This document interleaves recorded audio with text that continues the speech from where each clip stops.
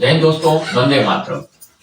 अगर आपको पता है कि आप एक बहुत बड़ा नौकरी कर रहे हो, उसको नौकरी को छोड़ के कोई पार्टी ज्वाइन करते हो, तो आपको पता है कि आपको बहुत ज्यादा स्ट्रगल करना पड़ेगा, बहुत ज्यादा अपना दमखम दिखाना पड़ेगा, क्योंकि आप लालू यादव की बेटी तो हो नहीं। बिना पढ़े लिखे डॉक्टरी की उपाधि मिल जाए, रांची डॉक्टर की मतलब एमबीबीएस कॉलेज में एडमिशन मिल जाए और उसके बाद झारखंड अलग होने के बाद वहां से ट्रांसफर भी पटना हो जाए, तो ये तो कोई नेता का बेटा या बेटी है तो उसी के साथ हो सकता है, चाहे वो जो मर्जी हो वो बन सकता है।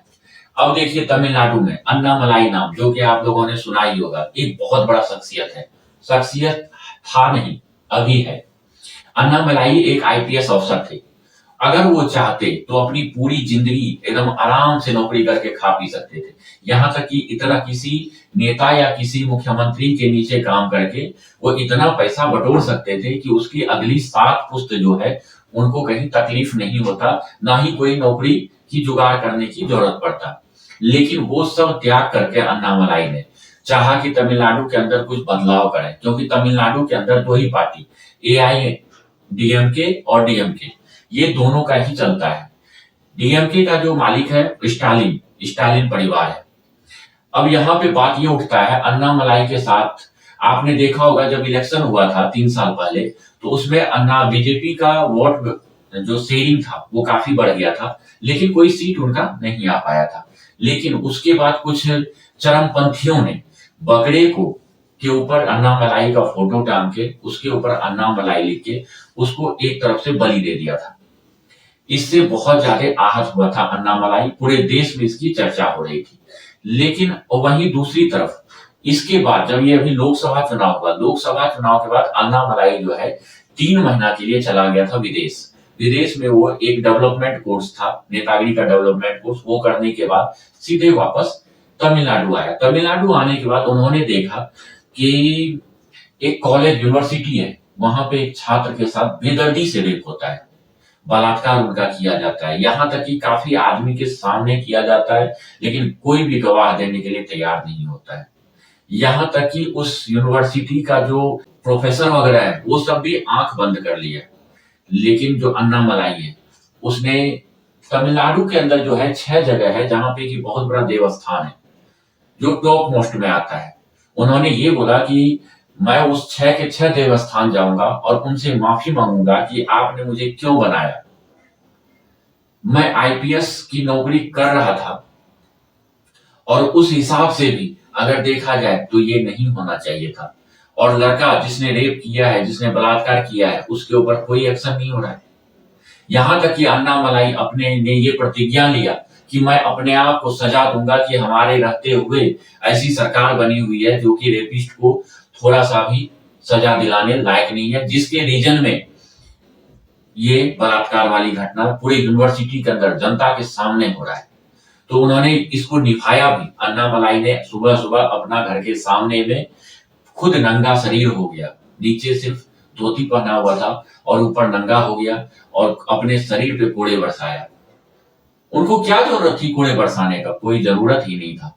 क्यों? क्योंकि वो चाहे तो बीजेपी का भी मतलब बड़ा लीडर में काउंट आता है।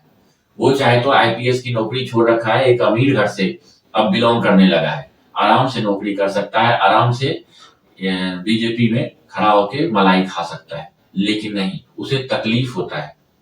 उसे ये तकलीफ होता है कि मैं एक आईपीएस अफसर था, उस हिसाब से यहाँ का जो आईपीएस अफसर है वो लॉ एंड ऑर्डर मेंटेन नहीं कर पाता है। जो नियम है उस नियम के जस्ट विरुद्ध में चल रहा है यहाँ के आईएएस और आईपीएस अफसर। उन्होंने ये भी कसम खाया कि मैं तब तक नंगे पांव चलूंगा जब तक कि मैं इन्हें इंसाफ नहीं दिला देता। कौन ऐसा नेता है? एक भी नेता का आप नाम बताइए जो कि ऐसा कभी किया हो? कभी नहीं किया हो। अन्नामलाई आज की यही सबके कारण से आज अन्नामलाई तमिलनाडु के अंदर एक बहुत बड़ी शख्सियत के ऊपर बन के उभरा है, जिससे कि स्टालिन सरकार और स्टालिन जो है ये सब हिल गया है। स्टालिन वही जिसने कुछ साल पहले हिंदू को फोबिया बताया था, जिसे एक वायरस बताया था, कैंसर बताया था हिंदू धर्म को, वही स्टालिन की मैं बात कर रहा हूं। तमिलनाडु की जो एक तरह से राजनीति कहा जाए ना, लगभग वहां पे हिंदू जो है, आप देखे होंगे लगभग 80% हिंदू है वहां पे। और ये नॉर्मल हिंदू नहीं है वो। जब जब पूरे हिंदुओं पे कोई ना कोई प्रॉब्लम आया है, बड़े बड़े मुगल शासक और बड़े बड़े शासक आके उत्तर भारत में हिंदुओं पर अत्याचार किया है, तो साउथ के हिंदू जो हैं उन्होंने इसके विरुद्ध कड़ा प्रतिक्रिया दिया है और अपना हिंदू धर्म का पताका लहराया है। और वहां आज के दिन एक क्रिश्चियन मुख्यमंत्री है। क्रिश्चियन मुख्यमंत्री लगातार वहां पे चलते आ रहे हैं। ये सब भी एक बड़ी बात है हिंदुओं के रहते हुए, कट्टर हिंदू के रहते हुए भी। क्यों? क्योंकि इन्हें तोड़ तोड़ के इतने टुकड़े कर दिया है हिंदुओं को कि उन्हें एकजुट करने में बहुत ही हालत खराब है। अन्नामलाई पूरा जिंदगी लगा देना, तब भी मेरे ख्याल से प्रयास करने के बाद तो सफलता मिलती ही है, लेकिन उन्हें सालों लग जाएगा सभी को एक करने में। जैसे उत्तर भारत में, आधा भारत में हिंदी भाषी भारत में हिंदू लगभग 70% से 60% हिंदू एक हो गए।